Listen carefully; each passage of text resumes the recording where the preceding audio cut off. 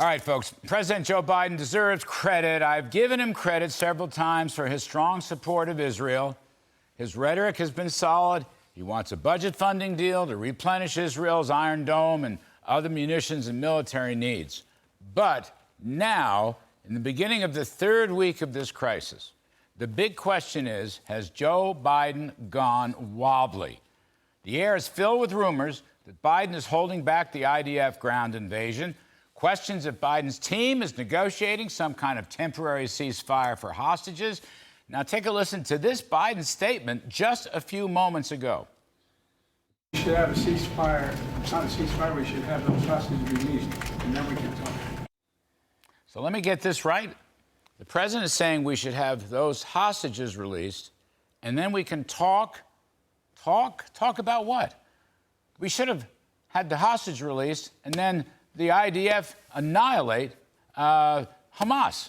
Or, much better in my view, we should have the IDF annihilate Hamas, and then Hamas would release the hostages under pressure. That would be a sign of strength. That's what a Reagan would do. That's what a Trump would do. Bomb first to show strength and respond to what the barbaric terrorists have already done. Remember, Trump bombed Syria while he and China President Xi were having chocolate cake for dessert at Mar-a-Lago. Sent a message. Remember, Trump took out Soleimani and Iran whimpered. Now, speaking of going wobbly, here's Biden spokesman John Kirby. Take a listen, please. We know Iran continues to support Hamas and Hezbollah. And we know that Iran is closely monitoring these events and in some cases actively facilitating these attacks and spurring on others who may want to exploit the conflict for their own good or for that of Iran. We know Iran's goal is to maintain some level of deniability here, but we're not going to allow them to do that. Well, okay, Mr. Kirby, you fingered Iran. Now show us how you're not going to allow all that to happen. What exactly is the Biden administration going to do about Iran?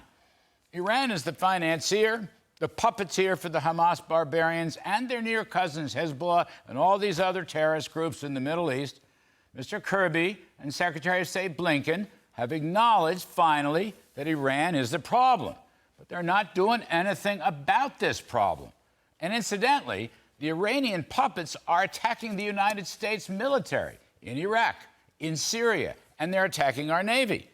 Fortunately, our military stopped them, shot down the drones and the cruise missiles, but this is war against the United States, and Hamas has killed over 30 Americans and taken 10 or a dozen hostages.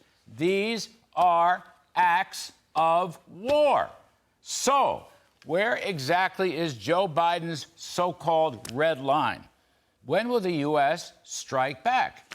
When will President Biden stop appeasing Iran and start some deterrence against Iran? When, pray tell?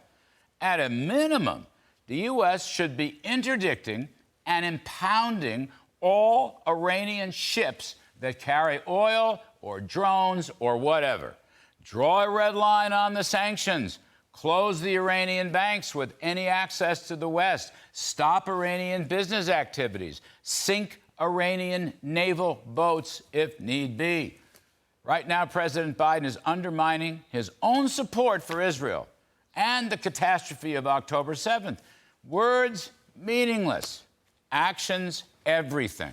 Stop appeasing Iran and start deterring them from their evil-doing ways. Wow, I just don't get it. All this talk. Ceasefire, ceasefire, ceasefire. Huh? Really?